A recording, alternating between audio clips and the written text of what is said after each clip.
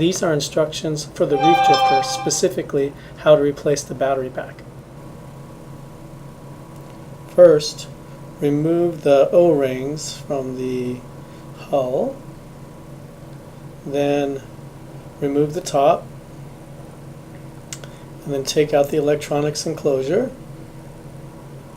Then just set it on its side and take out the air valve screw, and then remove the 4 screws holding in the end cap from the bottom of the electronics enclosure. So there's 1, 2, 3, 4 of those.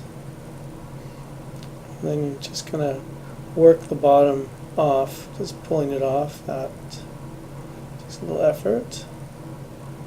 And you'll see the batteries there. And it's attached to the base with Velcro. And there's a desiccant pack on the side. So take the Velcro off, and you can disconnect the battery. And then you put the new battery in. Put the Velcro back on the side. The desiccant in the side, and then tighten the Velcro strap. And then you'll plug the battery back in. Once the battery's plugged in, you want to look in the end, and you'll see a green light flash indicating that the electronics started up correctly with the new battery. Now take the battery and push it back in to the end cap and line up the holes before you push the top down. You push the top down all the way into the cap. Then you'll have to line it a little bit more.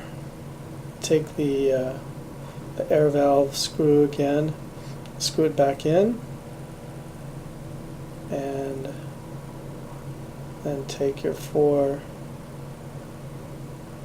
end cap screws and screw them back in. Once again, there's 1, 2, 3,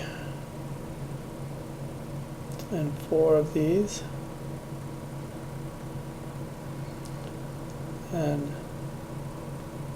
you can now start to put the closure back into the hull. So just set the bottom hull down and set the electronics inside that. Make sure the foam is all the way to the top, and set the top hull on top of the electronics enclosures and snug it down. And then all that's left to do is to put the O-ring fasteners back on, all 4 of those, and you're done. Thank you.